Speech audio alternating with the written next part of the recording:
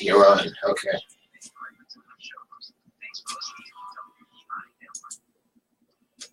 Is this a new microphone? No, they switched them around. Oh, okay. I got the red nose. They call me Rudolph. Red nose. You got a haircut? Yeah, I did. And they said they might switch the role I'm going to try out for this thing. So maybe I look more. I'm trying out for a bad guy role, so hopefully I get it. All right, you ready? Yeah, here we go. Good evening and welcome to The Man Show. I'm your host, Mike Guzman. Here Tuesday, November, what is it, 11th? 11th? 7th, November 7th, 2017. Here in the show today. I guess what we're going to talk about particularly, I don't know. Has anybody accused you of Weinsteining them? No, nobody's accused me of Weinstein. Well, you've led a sheltered life, huh? I know. Well, the thing of it is, every girl I've usually helped, I've never gotten anything in return. So there's really no way that they can come after me. It's like I've helped out girls. There's one gorgeous blonde that I like. Her name's Courtney. I hooked her up with somebody. She got in New Times Magazine. I never boinked her or anything like that, although I did like her and was very attracted to her, but I never got anything from her. Actually, if anything, what was funny about with her is I got tickets for Artie Lang, spent $200, and that's what I get. I don't get the Harvey Weinstein. Right. And I invited her to the show, and she's like, "Sure, I'll come with you." And then 2 hours before the show starts for the comedy show, or no, 3 hours before showtime, she calls me up and tells me she can't make it. She got a date. Or no, she said there was workers coming in to fix her house on a Saturday night. Yeah. Workers are coming to do construction in her house, so I call bullshit on that. But so that's what I get. I get brushed off and stuff. I guess the Harvey Weinstein guys are a little more aggressive than I am. Yeah. I'm not quite that aggressive. Or maybe you just don't shower. Maybe, I don't know. And the funny thing is, I did this show. You know, the concept of the show. I thought there's a lot of guys out there that come and cry to me, and like, I got screwed over in a divorce. I got screwed over by this gold digger. Yeah. I have, cases like me where the girl, you invite her on a date and she blows you off last minute. And so many guys will come up and talk to you about it and will share their story to you in private. But when you say, hey, I got this form here, why not you come on the show and you can share your story so that other guys can listen to the show. Tell them though, they can wear a mask. Right, yeah, right. A brown bag. But and I say, tell them come on the show, and then you can share your story, and then other guys out there, because I know there's other guys out there that are single in the situation, can kind of say, okay, I can relate to the story. I've been through it myself. But it seems like when you call and ask them to come on the show and share their story, they act like they're coming on the show to say that they saw Bigfoot. It's like they're coming on to see that they saw the abominable snowman or the Loch Ness monster or an alien. They're like, I don't know if I want to come on the show and share that kind of information. It's kind of private, But meanwhile, they'll come up to any guy in private and tell him, I was dating this girl. She cleaned out my bank account. I was in this situation that, was really bad. And I had this girl who was cheating on me. My one friend had a girl. He told me he was supporting her. He was working 16-hour plus days, comes home from work, and finds her screwing a guy in his bed. Really? And it was somebody she met on social media on Facebook. Wonderful. And he told, yeah. So, but guys will tell you the stories in private. But then when you tell them, hey, I got this form here, why don't you share your story with other men out there? And then they're like pussy about it. They're scared. They're like, I don't want to share the story. Look, you know what? It goes both ways. Yeah, men have sleazed out on women, and women have sleazed out. I guess now on it's like I think they're turning the tables around back tenfold. I think. Wow. I think they're going pretty bad against this. So, what was I going to say? Oh yeah, the Astros won the World Series. I thought it was a great series. I wish Game 7 would have been better. I wish it would have been. You know what? Game You're 7. right on the money. You know what? I was saying that whole day. I said, you know what? I did pick the Dodgers. Yeah, but I thought that whole day after the Dodgers won Game 6, I said, you know what? I can't wait for tomorrow. Game 7. There's nothing like Game 7 in the World Series, and it was like anticlimactic. there was no excitement in the game. Right. Game 7, it was just kind of they came out swinging in the beginning, had that lead, and then after that, it was just kind of like they were just kind of like just coasting. Yeah, they were just kind of like, let's just keep the game. You know, don't let them score. But yeah, congratulations, Houston, and local team. You know how hard it's going to be to get spring training tickets to the Houston Astros now. Yeah, the funny thing is, I was watching on the news, and they were saying, and I was surprised about it, that they had a poor attendance their first spring. The Astros didn't have a good attendance. I was surprised. That'll change. Yeah, I'm sure, and I'm glad too, because the guys for Houston, I mean, they were such a class act. I mean, they were so nice to the fans. You know what? Both teams were, you know. Yeah. Well, the Dodgers are a good team. I think they're gonna have a good future at them. Yeah. They got all young guys on the team. I mean, they're under 30, bunch of under 30-year-old. Yeah, well, you know, you have a few. The Cubs are still a force now. The Dodgers are a force now. I wonder what the Marlins are going to do. That's the thing. Right? They got the Nationals are probably just below those two, and then the American League, the Yankees could be a force now. Nobody ever expected them to be where they were. Yeah, I'm rooting for one of the old players. I'm rooting for to keep playing because he's older than I am. He's 44. Is Ichiro? Yeah, he's a free agent. I hope he goes back to Seattle. Back to Seattle. I hope he stays around. I hope some team picks him up. It'd be good to see him continue to play. I want to. Now as you get older, you want to see that guy play till he's 50, 60, 70 years old. That way, then it makes you at least feel like, hey, you know, I could still possibly be a professional athlete. Well, you know what? He was. He wasn't, quote, a home run hitter. Yeah. So he's not going to lose, he's not going to become a home run hitter. He's not going to be warning track power. He's going to slap the ball around. Base hitter. So, and you know what? Instead of running a 4.400, maybe he's going to run a 4.500. Yeah. Because he's old. Yeah. And so, this is on Facebook Live because you know what just happened to me today? No, tell me what happened. What happened? My account got hacked. Very first time I got it. Yeah, I got some video. It was a red video. And somebody sent me a message saying, "Is this you?" Laugh out loud. And since I've done TMZ Live, I've been on this show with WEI. I have all these recordings on YouTube of me. So when I thought when somebody sent me a video saying, "Is this you?" Ha ha ha. I thought, oh, maybe it's a video of me. So I clicked the button, and it was just a red blank screen. And then from that was it. And then it messaged like 2,000 people that I'm friends with the same exact message with a red video. Well, the people who are listening, if you got Facebook, the WEI network on Facebook, streaming live. Yeah, streaming live, right. And but the thing, we get to see your new haircut. Yeah. I know. I feel bald because I'm used to having my hair grow. Yeah. I usually have my hair very curly, but I change. Sometimes I'll have it straightened. I'll let it grow curly. Yeah. But so that was the first time I was ever hacked on Facebook, and the thing of it is too, they even blocked me on Messenger from sending out messages to people. So I can't message people to tell them that my account was hacked. So I just had to post it on my wall. Yeah, I couldn't do that. So I don't know. I guess what the video. I guess they're people that just go out there and just look for ways to I don't know what send viruses and screw people like that. Yeah. So, you know what? And it was years ago, and Facebook's not easy to get in touch with. No. Years ago, when I was starting and really building stuff up, my first Peter's Living Room page, my other show, I had hit 5,000 likes. It was a regular page. It wasn't like a fan page. Right. And, that might be our calling guest. I had Heather calling. Oh. Heather Kelly. That might be her. Well, you talk, and I'll find out. Yeah. So, it might be one of our guests. Network. We'll see. Yeah, it's her. Heather Kelly, she called. She's right. We were waiting for her. Oh, isn't that? She's calling from Mass. Just a second. Okay. Heather Kelly from Massachusetts is on line 1. That is Heather Kelly. Heather Kelly. How you doing?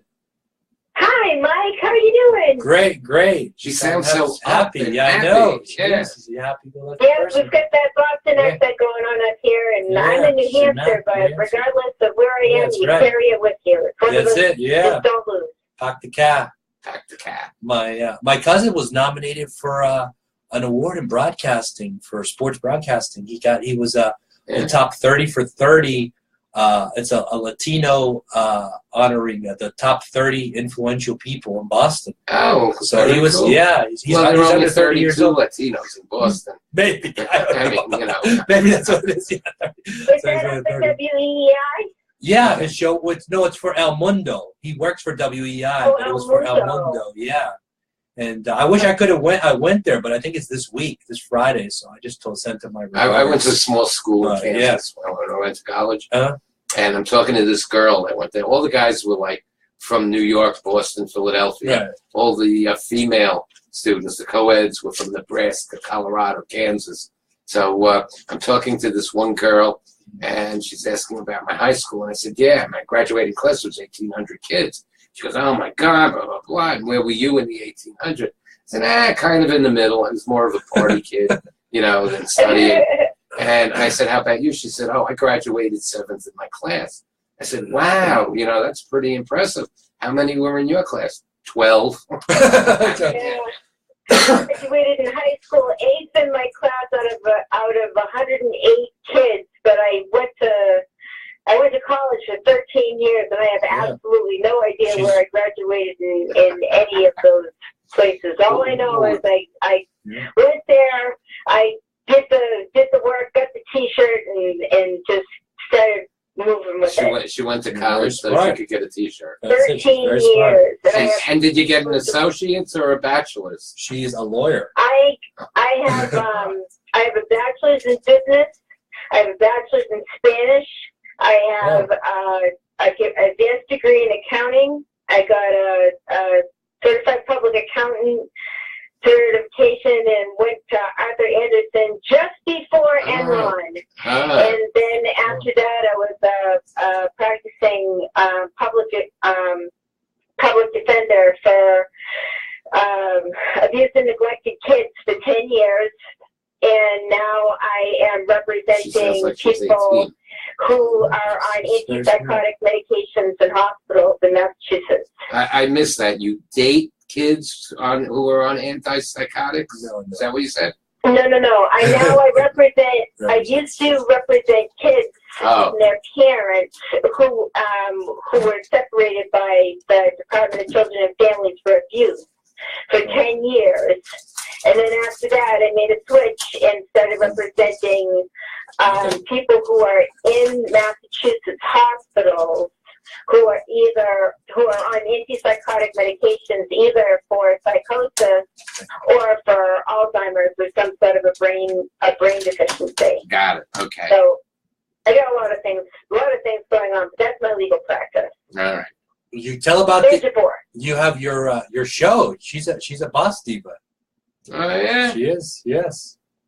Yes, except that Boss Divas is now changing over so that it's only going to be about Lisa Robinson. So they had this big shakedown. Yeah, I thought it was a bunch of people. And they decided that we're no longer going to call it Boss Divas, that it was, instead of having it be about several different people who were, you. and I'm still on staff, but I'm kind of the BFF of Lisa Robinson, who has been, she has 35 nationwide in Canadian talent agencies. And Lisa is, she's a hot ticket. She's a Mississippi girl who has really done well for herself, and she'll take it to the max. She's something. So you've got me, the little Boston redhead, and you've got Lisa, the Southern belle with an attitude.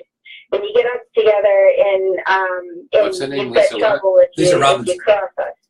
But she yesterday made a decision with her Las Vegas enterprise, which was the Boss Divas enterprise, that it was just not going the way she wanted to do it, and she just said, forget it. I am firing the whole staff. I am reorganizing everything. Wow! I saw the website and decided the show was going to be about her, but with the same divas that she had picked as co-people. And apparently, my role in this was supposed to be kind of a correspondent role, but now Lisa and I are talking about having pajama parties. So it's going to be at nighttime. Lisa sitting in her pajamas at her computer, and me sitting in my pajamas at my computer, and her asking me me legal, accounting, and psychological questions about what to do with the show. And I am listed under a title of new project development. So the show looks like it's going to do well. Yeah. And Lisa's a powerhouse. All right, so she's beautiful and she's intelligent. Yeah. And she's just she's so kind. It couldn't have been easy for her to make the decision to let everybody go and reorganize. I saw the website though. I saw the website and it showed. I saw the website and it showed Muhammad Ali's ex-wife in it. She's out of Miami. A friend of mine's friends with her. Yes, I spoke to her on the phone. She had just gotten back from Dubai on a peacekeeping mission. Yeah. So is she a part of the show too, as well, or the cast? Yeah, or? She's one of the boss divas. But now that they're not calling them boss divas, I'm not sure what they're going to be calling them. But she will be on the show, and I actually spoke to her. And quite honestly, I didn't realize that she was Muhammad Ali's ex-wife, which is kind of interesting because my buddy Joey has he has pictures. Muhammad Ali was the godfather of two of his kids. Oh. And I was just with Joey. He used to play lead guitar for Joe Cocker.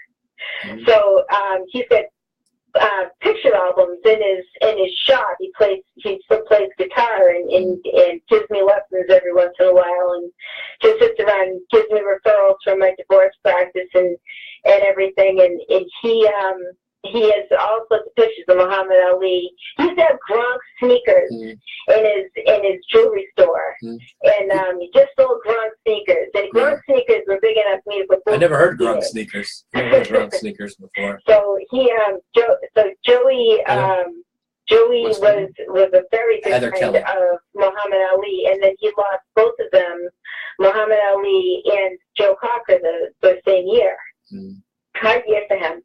But Joe Cocker, that's a singer, right? He was. Yeah, he passed away. I used to love his song. You are so beautiful. Yeah. The Wonder Years theme hands. song. The Wonder Years theme song. He said, "What would you do if I sang out of tune?" I remember that. Exactly. Yeah. They used to tell me when I was a kid. They used to say I used to look like Fred Savage when I was a kid. I can see that. In a new frame of existence, I guess. Whatever comes after this one. But I mean, Muhammad Ali's wife. I looked at it and I saw the Layla on the end of it, and I'm a boxing fan, and I looked at it like, well, that's definitely not Layla, and they never put it together. So you guys just said well, Layla isn't her daughter. Yeah, Layla was the next wife. Oh, gotcha. Yeah. So I was looking at the name, and I'm like, I know that's not the boxer. Yeah. You know, I'm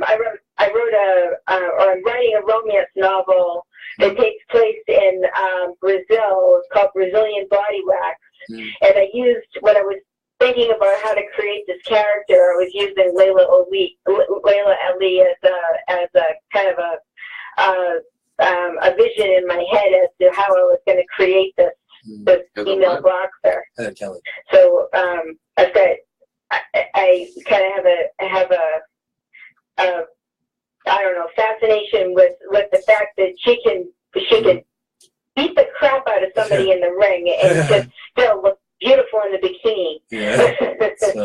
So Layla Ali is wonderful, and when I spoke to Muhammad Ali's wife on the phone, she had just gotten back from Dubai. She was looking for Lisa Robinson, and since I'm on staff for Boss Divas, which is now going to be changing names and be just about Lisa, and it's like it's the same. It's going to be very much the same show, but they just decided that there were too many fingers, too many cooks stirring the pot, and it needed to be revamped. That happens a lot with a lot of shows. You know, think even before it even makes TV, a lot of things get changed a lot of times. You know, with big productions. And Lisa has really high standards, so it's like the when things aren't going the way that she wants them to, she just pulls out all the stuff. So she just says, "Okay, I'm taking over. This is my business, my career, my offices. I don't like the way it's going. We do it my way. And she's a hot ticket. Yeah. She's got this beautiful. Actually, Mike, I think you might have met her at one point in time. I think you interviewed her way back, but I don't know when. But she's lovely. She has beautiful hazel eyes, black hair, and tell her to come to Florida. The southern Mississippi accent, accent, and it just runs out to a beautiful package. Southern Belle, yeah. So you handle divorce law. How long do your cases last? How long do your divorce cases last? Are they pretty quick in and out? Have different time standards. Our cases in Massachusetts are usually between 12 months to 16 months. They put them on a time track, and they have to have certain parts of the divorce completed by certain times. They've gotten stricter because these things were going on forever. And the more time people spend in court, the more the lawyers get paid, the less they have left at the end. Yeah. And the court dockets are absolutely clogged. So I was surprised. Very difficult. I was surprised. You told me. Process for the emotions of the people that are there. They try to get them out in and out as quickly as possible. If they can, they settle everything at pretrial. Pretrial is usually perhaps 5 months in, but they can go as long as a year. What's funny is one of my relatives in Mass, I went to their wedding. They were a young couple. They were in their 20s. They were like 23, 24. Yeah. And they're both MIT students, and they were young, and they had this big fancy wedding. I think it's at this place called the Black Cove Country Club. It was a place where PGA has one of their tours there at the country club. So it was a very nice wedding. The cake, my relatives paid like $5,000 for the cake. Wow. And needless to say, they're both divorced now. Within less than 5 years, that marriage, they had this fancy wedding and they're divorced now. Very expensive wedding and they're divorced now. I'll say about Both mess. You guys with regards to keeping the cost minimum and what have you is there are so many opportunities when kids are involved. Mediate. Yeah. And you can usually get an attorney that will only charge you like one price per couple, as opposed to duplicating all those expenses. You're not having attorneys who are stepping in there causing more problems than were originally there. Because divorce attorneys, a lot of them really are snakes. There's a better way. I'm sorry. Heather. I know Heather. I was thinking I was going to say Esquire. There's a better way. Just make it look like a suicide. Oh my God! Well, you know what they say about divorce attorneys. What are 10 divorce attorneys at the bottom of the ocean? A good start. Yeah. Yeah. So it's there are shark snakes and what have you, and the judges usually know which ones are honest. All right. And which ones aren't, and which ones are capable, and which ones take their client's money and just keep bringing up the bill. And the judges are usually pretty good about making sure that they're keeping things in line. So were you, Heather? Were you? So they don't have to even go to court. The judges will allow the attorneys don't go to court. They draft the agreement, they negotiate things out, and then the couple walks the agreement in, and they have already agreed to everything, and it's quick. All right. So were you one of the divas on the Diva Boss calendar? Say it again. Were you one of the on the Diva Boss calendar that was made? I'm on the bottom. I'm the redhead with the blue eyes. Okay. On the bottom, huh? On the bottom. Okay. With the weight and the flowing hair and stuff. I have a modeling, acting, and literary contract with Lisa, and I'm Lisa's friend. So I ended up getting asked to do this Diva project so that I could contribute in a legal and accounting way. Because it was funny. I called my legal match representative to try to get an attorney for somebody in Clark County, Nevada, where Las Vegas is, to do entertainment law, and they had no referrals for me, none, not a single one. And I'm like, how can you not have have anyone that you can recommend to me. And we got nobody. And I'm like, well, what about a litigation business attorney? And it's like, no, we don't have any of those either. I'm like, you got to be kidding me. So is that apparently they are? Yeah. They have a lot of financial attorneys, and they have a lot of divorce attorneys. And probably people who need to do really quick and moment. All right. Heather. So Heather they didn't have anybody to do entertainment law, and there's a lot of entertainment law that's not being done out of All right, Heather. So is there a lot of infidelity like Florida in Mass? Is that part of the reason why a lot of people get divorced there? Because I know that happens a big thing. You mean the lawyers fooling around with one of the infidelity and child abuse are prevalent everywhere in this country. I mean, it's unfortunate, but it just is what it is. People do not take. People take the vows for purposes of health insurance. People take the vows because they're, just feel like they're getting old and it's time to get married without, really caring enough to make it work. So how many times, Heather? The reasons, and there's so many people that don't. All right, Heather, keep it short. How many times have you been like really attracted to one of the couples that you're defending or working for? Oh, never.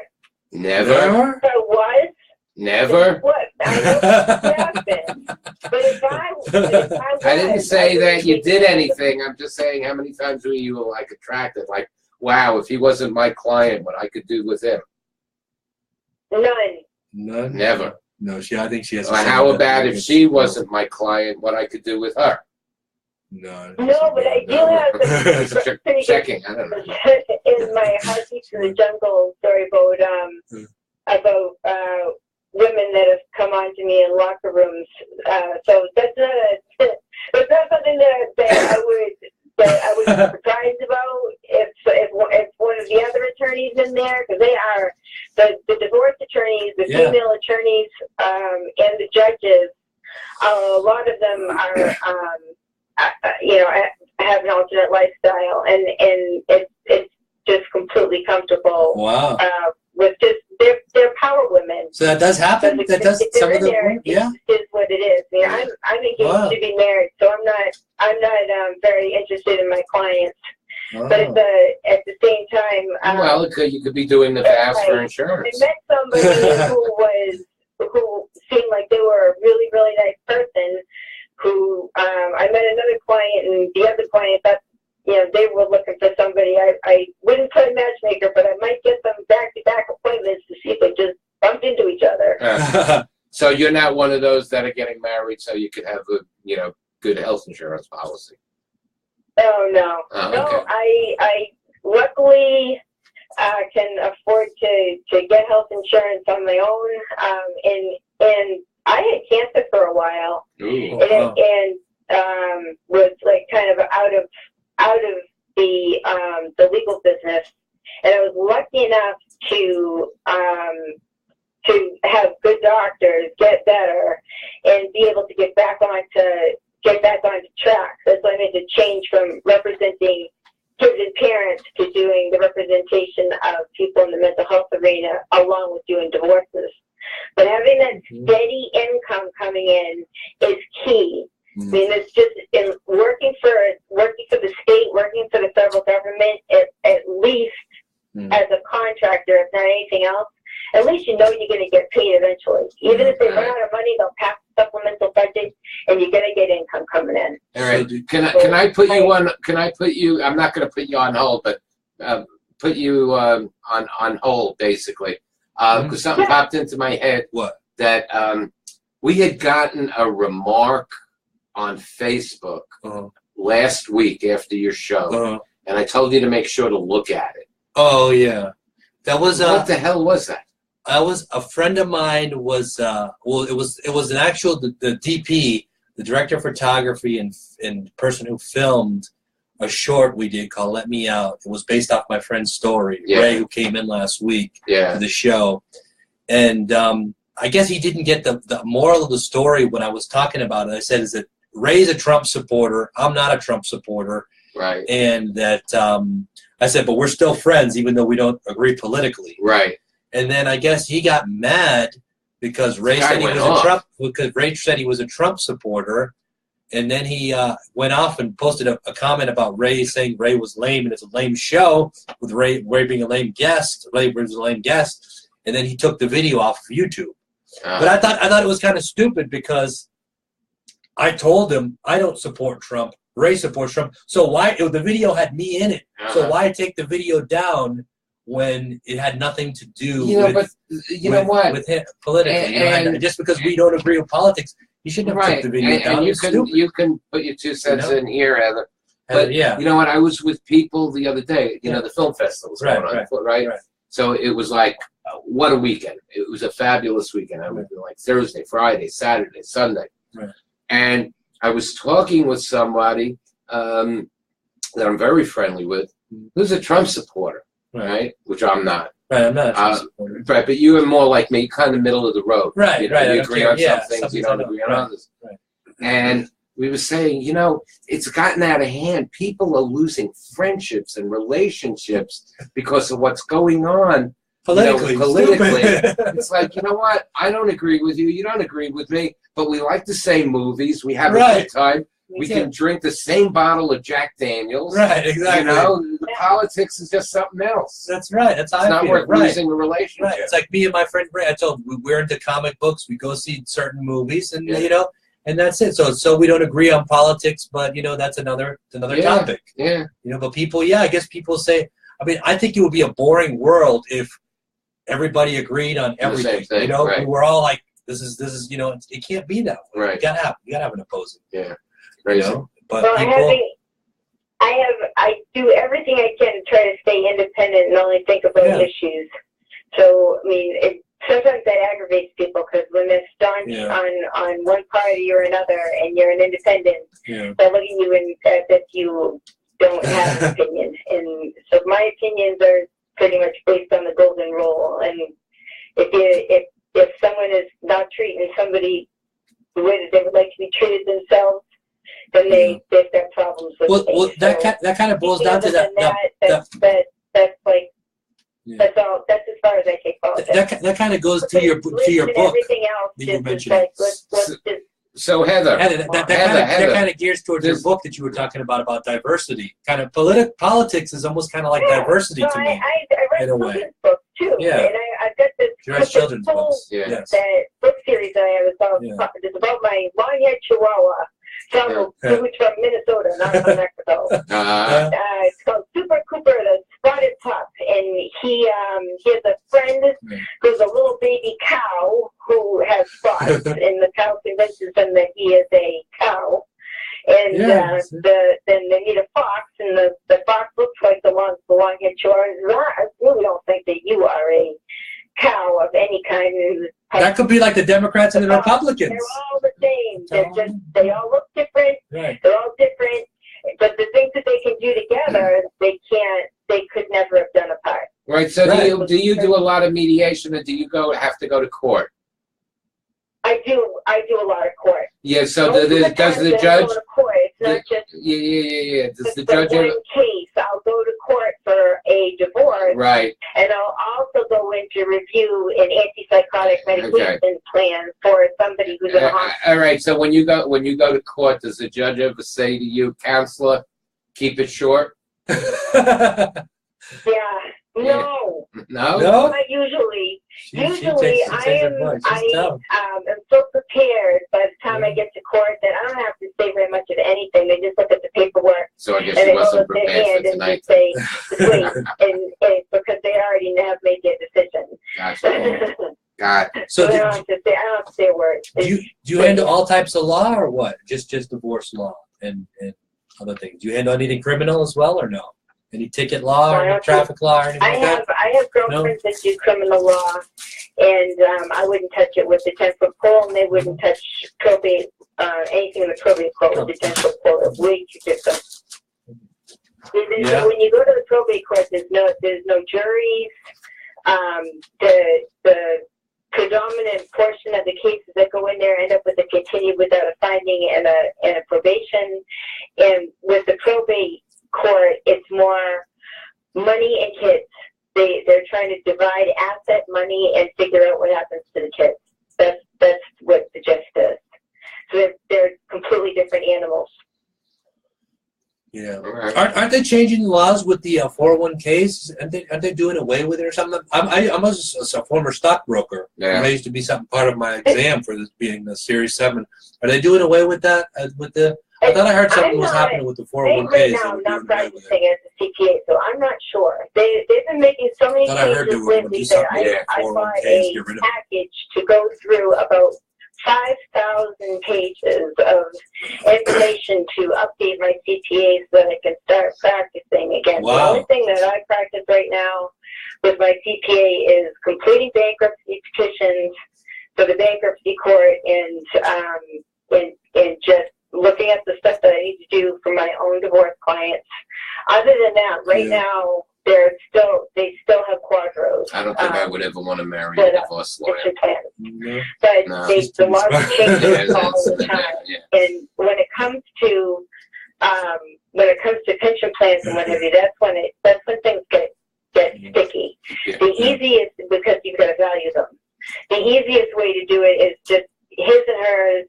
You know, you keep what you have, I'll keep what I have, and they just decide that that's the easiest thing to do. But it's not necessarily equitable. All right, so is it snowing in New Hampshire? How's the weather? It's supposed to snow late tonight. And the house that I live in has 6 fireplaces. So when it starts snowing and it starts piling up out here, then we'll just hunker down with all the wood in the fireplaces and just be comfortable and drink cocoa. Do you do any acting too as well? I mean, I know you're busy writing and with the show. Do you do any acting also or no? Well, I will be doing acting apparently as a lawyer, playing a lawyer for Lisa's show. Oh. So, but not only am I a lawyer, but I'm playing one on TV. And I've thrown my hat into the ring to see whether Sonny and Michael Mahal will put me into their next movie as an extra. They just did. Oh, wow. I don't know if it was at the film festival that you guys were at, but they just finished The Party Bus to Hell with Tara Reid, and it won a bunch of awards for their trailer. So the Mahal brothers are coming out with another one that I think it's called The Art of Death. So if they'll put me in that as an extra, I'd be thrilled just to be able to be part of it. But I illustrate my own books, and I'm not very good at it, so it takes me forever. And practicing law, writing books, being a mom, there's only so much time in the day, and that's about it. So I think I'll stick to like being an extra and doing these pajama things with Lisa, where I can just sit there and give her legal advice. When are they going to start filming the show, whatever they decide to call it? 2018, they will start filming, and they're still working out the details. But what it looks like they're going to do is they will film on location, and all of the different locations where the divas reside, and then with myself and Lisa, she'll be at her home or her office, and I'll be up here in the house that I have that was built in 1773. So this old New England house, and then wherever the cities are, whatever. So there'll be a lot of diversity of different locations, and we'll just talk about the day and try to sort everything out. You guys have to have like fight. You guys have to have. Try not to hurt anybody in the process. You guys have to have fights and stuff, just like the Real Housewives, right? Don't they get catty? They meet up with each other and they spill drinks on each other and get into fights. Usually what happens. All these credentials to actually get myself in trouble with if I'm careful. Oh yeah, that's true. That's right. Yeah, you have to do that. Yeah. I gotta disclaim myself. Oh yeah, that's true. That's true. As a lawyer, you can't practice law in another state without being a member of the bar there. So I've got to be very careful to make sure that it's very clear that even though I am a lawyer, I am only playing one on TV. Oh, that's right. And not giving real legal advice. I do provide legal advice to Lisa for starting entities up here in New England, but they're not in process yet.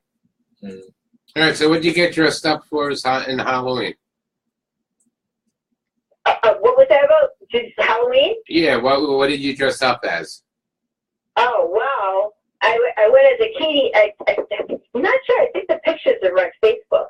But I went as a Katy Perry witch. So I was in all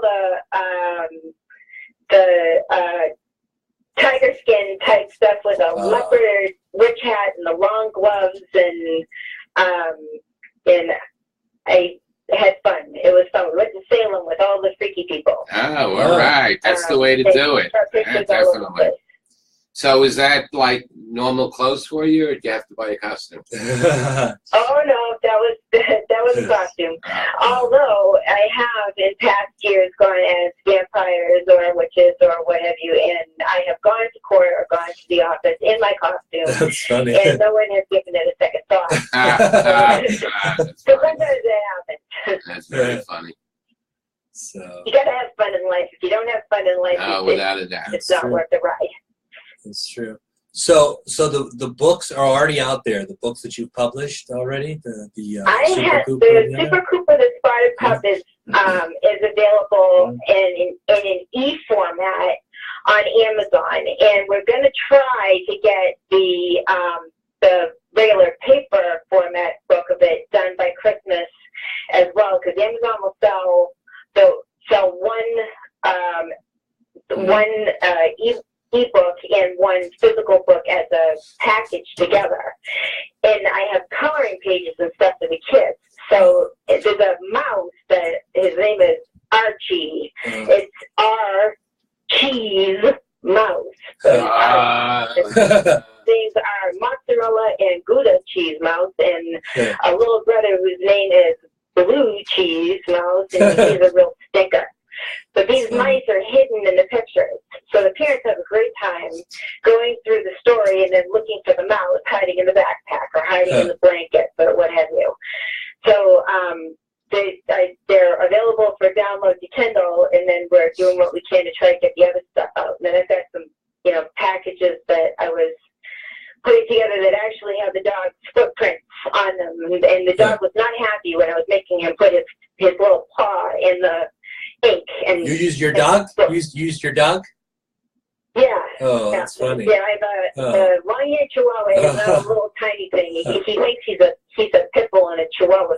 He's about 12 pounds, and we call him Cooper the Enforcer. I had a Chihuahua named Cody. Unfortunately, we had to put him down after 9 years, like 6 months ago. Oh no, yeah, 9 years is not a very long time for a Chihuahua. Yeah, it was so sad. Yeah. That's devastating. Well, I used him in some productions too. A lot of people loved him. I did this Code Enforcer thing that I did years back. I had him come on there, and the lady, the producer, she loved the dog. She wanted to use it multiple times. My dog is just full of cute. personality, vinegar. But then I have another one who is a hound dog, and he eats, destroys, or maims everything. So we call him. His name was originally Baxter, but we call him Baxter Dooley Diesel, Dog of Destruction. He ate an entire king-size Velux blanket. Wow. He has eaten those chain link leashes whole, and we actually had to extricate them from the other end. You can add that to the show. You can add that to the show. I don't know how this dog is still alive, but he can eat an entire loaf of bread, leave the bag on the floor, and still have the twist tie on it with no hole in it. He's amazing. He has no conscience whatsoever. That's funny. So between the two of them, they're interesting characters in the book. In the diversity part of it, hopefully, will help kids to understand that they, if you go out and you do things together and you're different, then the power of being different can help you do more things together than you could have done if you were just sitting on the couch playing video games, or we're just hanging out with kids that were just like you. So how do the two of you know each other? We met through Facebook. Really? Social media, which I told you my other account was hacked. I have two accounts. Right. My one account was hacked. Right, there's you and there's you too. Right, yeah. I didn't want to do a fan page. I feel like only you do a fan page unless you're like a celebrity. I don't consider myself a celebrity to do a fan page. One day. I do a regular page. 5,000. I keep whenever anybody says anything inappropriate, I dump them and take somebody off my way. You know what? When I first started, I do another show at 7 o'clock. I started it. I didn't know they didn't have fan pages back in the early days of Facebook. Right. And I hit 5,000, and it was like, you can't add anybody. Right. And then all of a sudden, I couldn't get to, and I'm going back a good few years, I couldn't get my page anymore.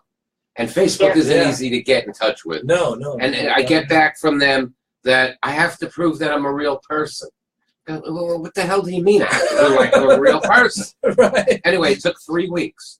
And I finally got it back. And when it came back, I had like 4,600. 4,500. I lost like 500 people. Yeah, that happens. I have two. Well, one or two. Cooper set his own page, and then I've got one for my own purposes under my name, and then I am Violet Heather Fields. Violet for the color purple, which is my favorite, and Heather because Heather is a purple flower, and Heather is my name. And Fields of beautiful flowers. So Violet Heather Fields, I write all of my more raunchy type stuff that has more sexual content in it that is completely inappropriate for kids. And I don't want them to get confused and be reading that stuff when they see my name, because I would be probably on, some sort of a offender list or something like that for having given them more really, really inappropriate material to children. But I write a series of witch books that are in the process of being completed, and Lisa and I are trying to figure out whether we're going to market them directly as screenplays or whether we're going to publish them. And then I have one book that I wrote that I have a copyright on that I'm rewriting. Body and Soul? Is that the DEA? Is it Body and Soul? The book that you... Colombian Police English. Is that Body and Soul? Is that the book? Body and Soul. Body and Soul is the one that starts out in the top. Did you see the beginning of that one? No, but you know what? I was at a cigar bar the other day, and there were like a bunch of guys talking about this book, Body and Soul, by some lady author. Yeah, well, that could have been it, because that one's, I'm posting little snippets of these things just to keep things alive while we're trying to figure out what to do with the Witch series. But yeah, that book, it starts out with a bang in the tub, literally. Oh, wow. Wow. Sounds good. Sounds good. Take a look at the Violet Heather Fields page, and you'll see. I mean, there's a lot of variety on there. I mean, I've been writing poetry since I was about 7. So there's poetry on there. Actually, if he gets back to me, today is Robert Downey Jr.'s wife's birthday. Oh, wow, I work with Robert Downey on Iron Man 3 a couple of times a week, and I said to him, like, look, if you want me to write her a poem, so get back to me by the end of the day so I can write her a poem for her birthday. So I write poetry, I write music. I had a few weeks ago, I had Ribbon McIntyre call me to tell me that she thought that I had a lot of promise for the future, and I'm like, is this for real? Wow. But it was an honor just to be able to talk to her. But again, there's so many people on Facebook that aren't who they say they are that I'm always skeptical until a few conversations. Yeah. So I got one from Mickey Rourke that just said hi. Yeah. So you never know. Right. Well, thank you, Heather. Thank you for calling into the show. And whenever you have anything else to promote, definitely call into the show again. And hey, anytime. And if there's anything that I can address on a particular legal issue that you guys want me to talk about, just let me know, and I'll look it up, do the research or whatever, and try to help out. Okay, appreciate it. Thanks again. Bye, Mike. Have a great one. You too. Bye, guys. Bye-bye. An interesting lady. Yeah, she was. She's very. She Yeah. likes to talk. Man, yeah, she can talk. Yeah. Yeah. She's very educated, though. I mean, a lawyer. Yes, She smart does. She girl. writes Yeah. writes books. Yeah. That's always the type I never get into relationships with. I always get the ones that are dumb as a brick. The ones that don't want to do Both have anything. their advantages. I guess there's a good and bad to everything. I suppose. Yeah, right. Well, I guess we can wave goodbye. Okay. Anyway, thank you for tuning into The Man Show. I'm your host, Mike Guzman, and Peter Ween, or Pete's Living Room, is here with me as well. Thank you, and have a great week.